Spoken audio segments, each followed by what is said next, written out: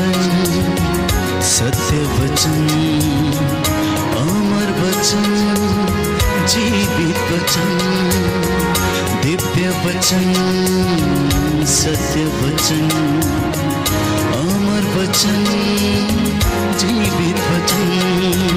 साई दा बा मा बा नी दा बा मा बा गा रे सा नी रे सा नी रे सा नी रे सा नी रे सा। दिव्य वचन, सत्य वचन, अमर वचन, जीवित वचन, दिव्य वचन, दिव्य वचन।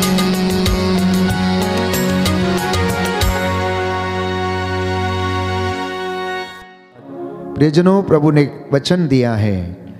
यूहन्ना का सुसमाचार अध्याय 12 पद संख्या 26। यदि कोई मेरी सेवा करना चाहता है तो वह मेरा अनुसरण करे। यदि कोई मेरी सेवा करना चाहता है तो वह मेरा अनुसरण करे। जहां मैं हूं वहीं मेरा सेवक भी होगा। जहां मैं हूं वहीं मेरा सेवक भी होगा। जो मेरी सेवा करेगा मेरा पिता उसको सम्मान प्रदान करेगा। जो मेरी सेवा करेगा, प्रभु यीशु कह रहे हैं कि मेरा पिता उसका सम्मान करेगा। एक सुंदर वचन आज प्रभु ने आप सबके लिए जो उसके भक्त हैं ये दिया है कि यदि तुम मेरा अनुसरण करना चाहते हो तो आत्म त्याग करो और मेरे पीछे हो लो। यदि कोई मेरी सेवा करना चाहता है तो वह मेरे पीछे आए, मेरा अनुसरण करे।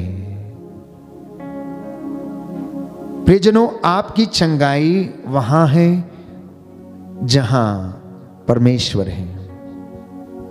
आपकी उन्नति वहां है जहां परमेश्वर रहता है। आपकी आशीष वहां है जहां ईश्वर है। आपकी सफलता वहां है जहां ईश्वर का वचन कार्य करता है। इसलिए प्रभु यीशु ने कहा कि जहां पर 2 या 3 मेरे नाम से एकत्र होते हैं, मैं उनके बीच में हाजिर रहता हूं। यदि तुम मेरा नाम लेकर मुझसे कुछ भी मांगते हो तो मैं तुम्हें वही प्रदान करूंगा। बाइबल हमें बताती है कि परमेश्वर हमारे हृदयों को देखता है। इंसान तो बाहरी रूप देखता है, लेकिन परमेश्वर हृदय देखता है। वो हमारा उत्साह देखता है, हमारा दृढ़ संकल्प देखता है, हमारी मेहनत देखता है और उसके ऊपर वो आशीर्वाद हमें प्रदान करता है। उसने अपने नबियों का, अपने संतों का, जिन्होंने अपना जीवन प्रभु के लिए समर्पित किया, उनका उत्साह देखा। उनके अंदर जो जोश था वो देखा। उनके अंदर जो ज्वाला भड़क रही थी वो प्रभु ने देखी और उन्हें ब्लेस किया। प्रेरितों के अंदर पवित्र आत्मा की जो आग काम कर रही थी, जिसके द्वारा उन्होंने सैकड़ों लोगों को परमेश्वर के नाम का साक्ष्य दिया, यीशु मसीह के नाम का साक्ष्य दिया, और उसके द्वारा परमेश्वर ने बहुत से रोगियों को चंगा किया और प्रभु के वचन का प्रचार प्रसार होता रहा। प्रभु का वचन बढ़ता रहा और आज करोड़ों की संख्या में लोग उस प्रभु को जानते, पहचानते हैं, अनुभव करते हैं और उसकी महिमा को अपने जीवन में अनुभव करते हैं। जिनको वो चाहता है ऊपर उठाता है और ब्लेस करता है, प्यारे भाई प्यारी बहन। लेकिन शर्त यह है कि प्रभु ये कहता है, अगर तुम मेरी सेवा करना चाहते हो तो तुम्हें मेरा अनुसरण करना होगा, मेरी बातों को मानना होगा। इसलिए प्रभु यीशु ने कहा कि जहां तुम्हारा धन होगा वहीं तुम्हारा हृदय भी होगा। जहां तुम्हारा ईश्वर है वहां तुम्हारी आशीष भी है। जहां परमेश्वर का वचन है और वचन जब बीज के रूप में बोया जाता है तो वो उगता है और 60 गुना, 70 गुना, 100 गुना फल लाता है और वो किसान को आनंदित करता है। उसी तरह से वचन भी प्रभु अपने भक्त को जब प्रदान करता है तो वो उसे आनंद देता है। Hallelujah, hallelujah. यीशु की स्तुति हो, यीशु की स्तुति यीशु हो। को धन्यवाद, यीशु को हे धन्यवाद। प्रभु यीशु, हे प्रभु यीशु, आपका वचन रूपी बीज आपका वचन रूपी बीज मेरे जीवन में, मेरे जीवन में, मेरे परिवार में, मेरे परिवार 100 में गुना फल लाए। 100 गुना फल लाए। आमीन। आमीन। तो परमेश्वर किसी से पक्षपात नहीं करता, परमेश्वर किसी से पक्षपात नहीं करता। वो जिसको चाहे, जितनी मात्रा में चाहे, वो उसे उतना प्रदान करता है। और जैसा मैं अक्सर कहता हूं, जिसकी जितनी बड़ी झोली है उसमें उतना ही समाता है। आपकी झोली छोटी है तो उसमें थोड़ा आएगा, अगर आपकी झोली बड़ी है तो उसमें ज्यादा समाएगा।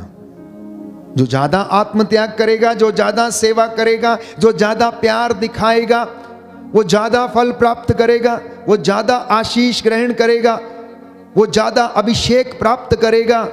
प्यारे भाइयों और बहनों, और परमेश्वर उसे उसी के अनुसार वरदान देता है और आशीष प्रदान करता है। शैतान जो झूठ का पिता है, अंधकार का सरदार है और अपने को संसार का नायक समझता है और अपने को उजाले का दूत के रूप में बदल लेता है, स्त्री एवं पुरुषों को धोखा देता है, उन्हें ठोकरें खिलाता है, उन्हें पाप में गिराता है और खुद वो हंसता है जब इंसान, प्यारे भाइयों और बहनों, धक्के खाता है, पाप में गिरा रहता है और बुराइयों में पड़ा रहता है, उनसे ऊपर नहीं निकल पाता है, तो उसे बड़ा आनंद होता है, क्योंकि ये प्रभु के चुने हुए लोग, प्रभु की अपनी प्रजा क्या करती है? दुख सहन करती है और वह आनंद मनाता है। दुष्ट व्यक्ति को दूसरों को सताने से आनंद मिलता है। जानते हैं आप, जो व्यक्ति दुष्ट होता है उसे दूसरों को मारने, काटने और उसको चिढ़ाने, उसका घर जलाने, उसको क्या होता है, उसे इन सारी चीजों से आनंद मिलता है, क्योंकि ये शैतान का काम है। वो झूठ का पिता है, अपने आप को उजाले का दूत के रूप में प्रकट करता है, लेकिन परमेश्वर ऐसा नहीं चाहता। परमेश्वर चाहता है कि आप उसकी हजूरी में रहें, आप उसकी कृपा से वंचित ना हो जाएं, आप पाप में ना गिरें, आप उसकी आज्ञाओं का पालन करें, आप उसके वचन को जो तलवार है आत्मा की उसको लेकर आगे बढ़ें, और जिससे कि आप शैतान के सारे अग्निमय बाणों को बुझा सकेंगे। जैसा कि बाइबल हमें बताती है एफेसियों के पत्र अध्याय 6 पद संख्या 10 और उससे आगे, कि अब तुम ईश्वर के अपार सामर्थ्य से बल ग्रहण करो। अब तुम ईश्वर के अपार सामर्थ्य से बल ग्रहण करो, क्योंकि हमारी लड़ाई मनुष्यों से नहीं, हमारी लड़ाई आकाश के अंधकार शक्तियों से है, इस संसार के अधिपतियों से है। इसलिए तुम मुक्ति का टोप पहन लो, विश्वास की ढाल पहन लो और ईश्वर का वचन, आत्मा की तलवार, शांति, सुसमाचार, उत्साह के जूते पहनकर तुम आगे बढ़ो, जिससे कि तुम शैतान की धूर्तता का सामना कर सको, शैतान की धूर्तता का सामना कर सको। क्योंकि बाइबल हमें बताती है कि परमेश्वर ने अदन वाटिका में शैतान को, जो सांप का रूप धारण करके अदन वाटिका में आया और उसने आदम और हवा को प्रलोभन दिया और उन्हें बहका दिया, तो परमेश्वर ने, प्यारे भाइयों और बहनों, उस सांप को श्राप दिया कि आज से तू पेट के बल चलेगा और मिट्टी, जीवन भर मिट्टी खाएगा। और बाइबल हमें बताती है कि सारे प्राणियों में शैतान सबसे धूर्त था, सारे प्राणियों में शैतान सबसे धूर्त था, प्यारे भाइयों और बहनों। और इसी के साथ बाइबल हमें बताती है कुरिन्थियों के दूसरे पत्र अध्याय 11 पद संख्या 13 से 14 में कि आप लोग झूठे प्रचारक और कपटपूर्ण कार्यकर्ताओं से भी सावधान रहें, जो मसीह के संदेश वाहकों का स्वांग रचते हैं। ये आश्चर्य की बात नहीं है, क्योंकि स्वयं शैतान ज्योतिर्मय स्वर्गदूत का स्वांग रचता है। इसलिए मैं बार बार कहता हूं कि आप बहकावे में ना आए, आप बहकावे में ना आए, किसी की बातों में ना आए। आप प्रभु के वचन को सुने, उसको पढ़ें और उसको अपने जीवन में अनुभव करें, उसे अपने जीवन में अनुभव करें। दुनिया की कोई ताकत आपको बचा नहीं सकती, लेकिन एक ताकत प्यारे भाइयों और बहनों जो हमें दी गई है, परमेश्वर का वचन जो जिंदा है, वो आपको बचा सकता है, आपको उद्धार देगा और आपकी आत्मा इसके द्वारा बचाई जाएगी। जब हम इस वचन को सुनेंगे तो ये हमारा जीवन बदल देगा, हमारे परिवार को बदल देगा। ये प्रभु आज आपसे कहना चाहता है कि तुम मेरी बातों को ध्यान पूर्वक सुनो, कान लगाकर सुनो, ये तुम्हारे शरीर को नवजीवन प्रदान करेंगी। बोलिए आमेन, आमेन, hallelujah, hallelujah, hallelujah, hallelujah. Yeshu की स्तुति हो, यीशु की स्तुति यीशु हो। को धन्यवाद। यीशु को धन्यवाद। हे प्रभु यीशु, हे प्रभु मैं इस यीशु, वचन को ग्रहण करता हूँ। मैं इस वचन को ग्रहण करता हूँ। Hallelujah, hallelujah. तो इंसान का हृदय शैतान का कारखाना बन जाता है जब इंसान शैतान की बातों को सुनने लगता है, जब वो हर प्रकार के षड्यंत्र रचने लगता है, जब दूसरों को गिराने का वो प्रयास करता है, जब उसके मन में और उसके हृदय में दूसरों के प्रति बुराई, दूसरों के प्रति अनेक प्रकार की बुरी बातें, उनको गिराना, मारना, लूटना, नष्ट करना, जब ऐसी बातें इंसान के हृदय में आने लगती हैं तो वो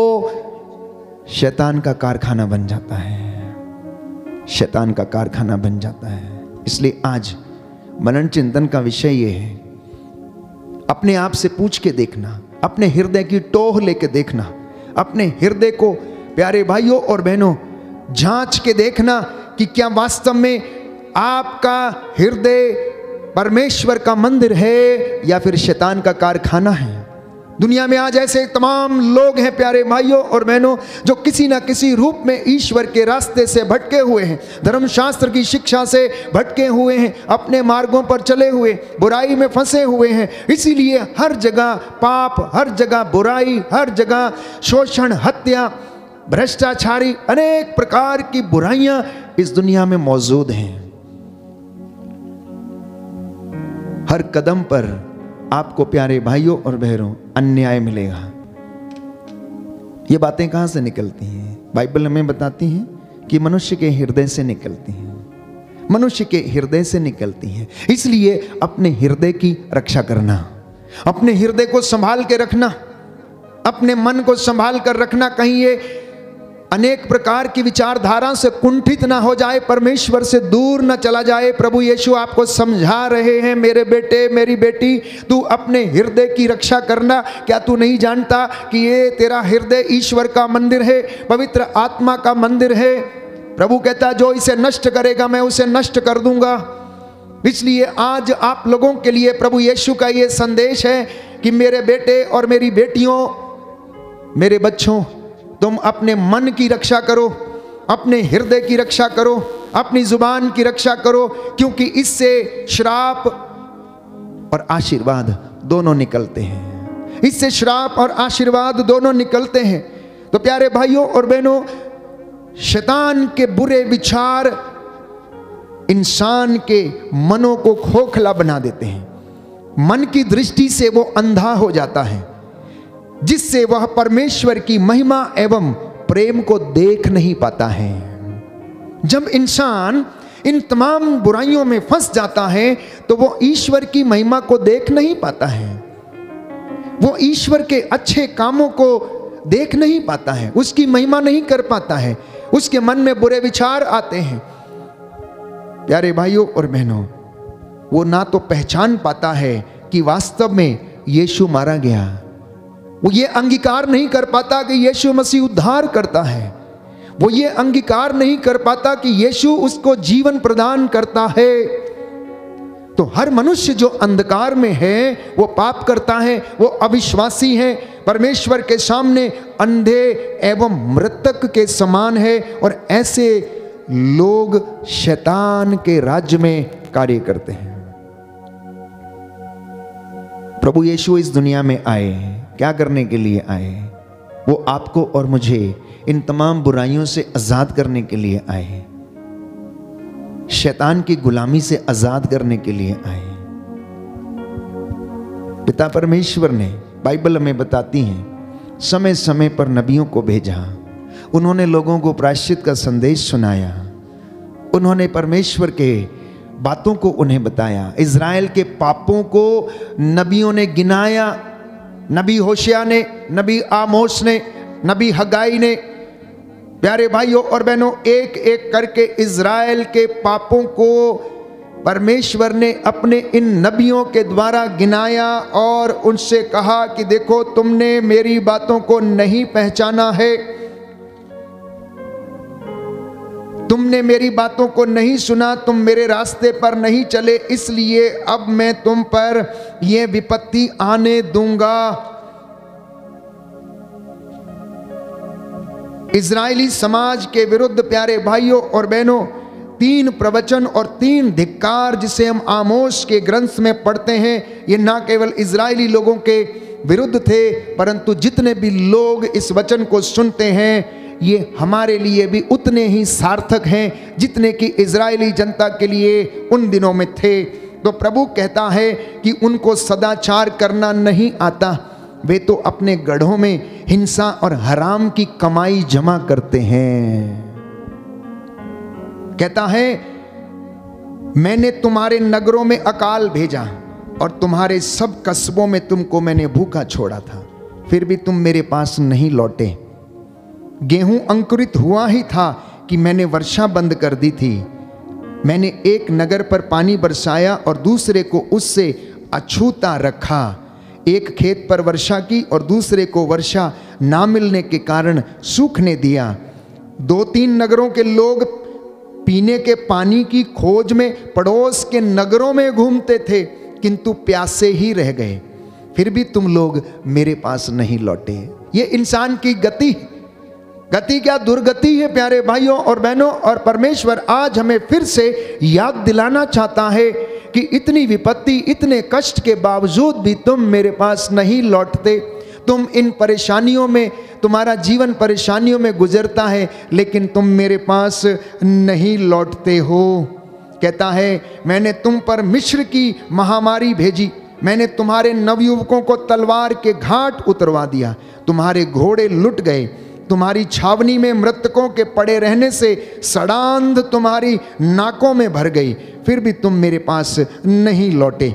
जिस प्रकार ईश्वर ने सोदोम और गोमोरा का सर्वनाश किया था, उसी प्रकार मैंने तुम पर भी विपत्ति भेजी है। तुम आग में से निकाली हुई लुआठी के जैसे बन गए थे, लेकिन तुम फिर भी मेरे पास नहीं लौटे। इसलिए हमने एक सुंदर गीत गाया था कि प्रभु हमें बुला रहा है, यीशु बुला रहा है। एक एक का नाम लेकर, आपका नाम लेकर, आपके परिवारों में आपके बच्चों का नाम लेकर प्रभु आपको बुला रहे हैं, प्यारे भाइयों और बहनों, की लौट आ मेरे बेटे, लौट आ, मैं तुझ पर दया करूंगा, मैं तुझे उन्नति प्रदान करूंगा।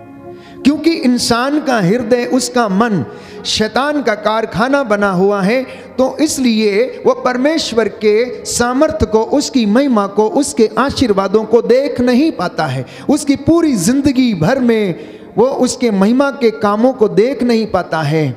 बस यही कारण है कि हम उसकी महिमा से वंचित रहते हैं, प्यारे भाइयों और बहनों। तो आमोस नबी इज़राइल के विरुद्ध 3रा प्रवचन देता है अध्याय 5 में, और कहता है, जीवित रहने के लिए प्रभु ईश्वर को ढूंढो। आमोस नबी का ग्रंथ अध्याय 5 पद संख्या 6।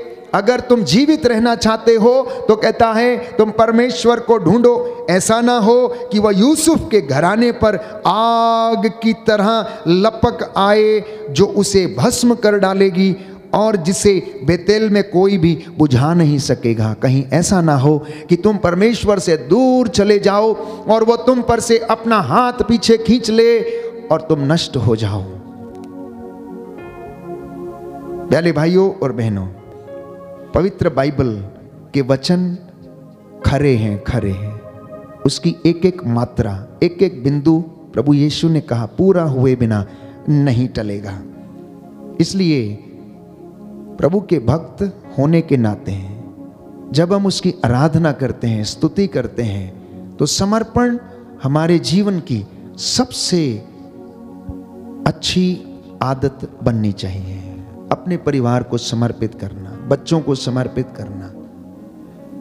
हमारे जीवन में हो सकता है आज कुछ काम हुए हैं, कुछ नहीं हुए हैं। प्रभु कहता है चिंता क्यों करते हो, मैं तुम्हारी चिंता करता हूं। इन गौरैयों को देखो, इन चिड़ियों को देखो, ये ना तो बोते हैं ना काटते हैं, लेकिन फिर भी ईश्वर उन्हें क्या करता है, खाना खिलाता है। ना तो वो बटोरते हैं, ना उनके बखार हैं, ना वो जमा करते हैं, लेकिन एक भी भूखा नहीं रहता है।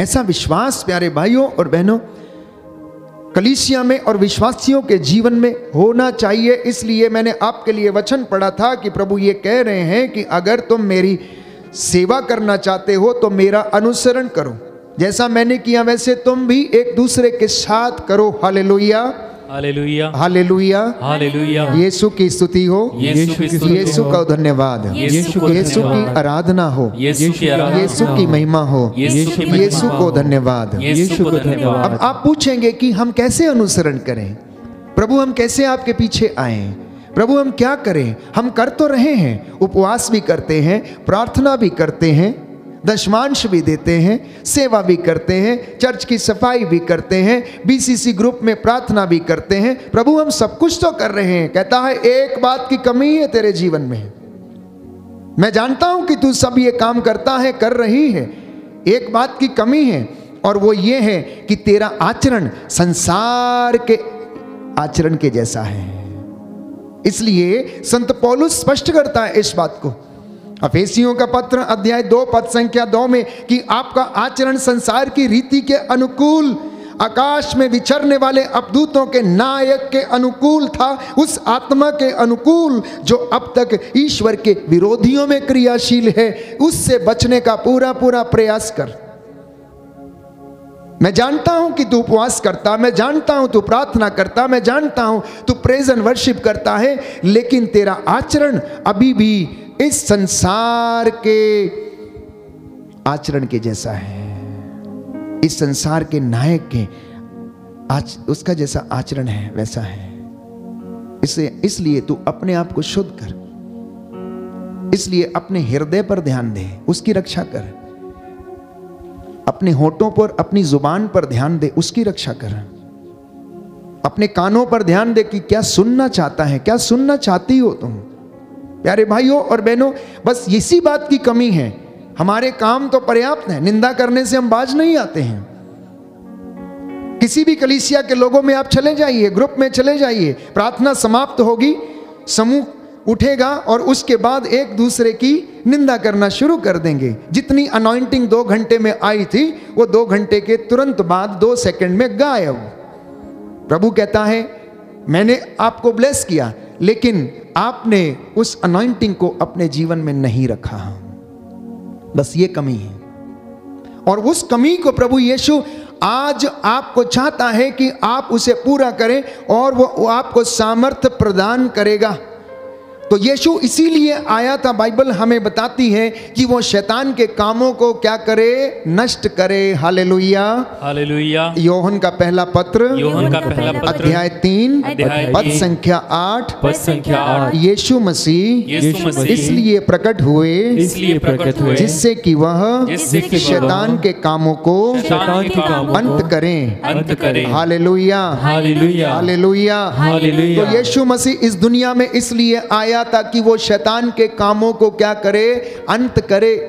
शैतान के काम, उसके षड्यंत्र, उसकी बातें जो हमें प्रलोभन में डालती हैं, बहकाती हैं, हमारा सर्वनाश करती हैं, लेकिन हम नादान लोग समझ नहीं पाते हैं कि आखिर ये क्यों हो रहा है।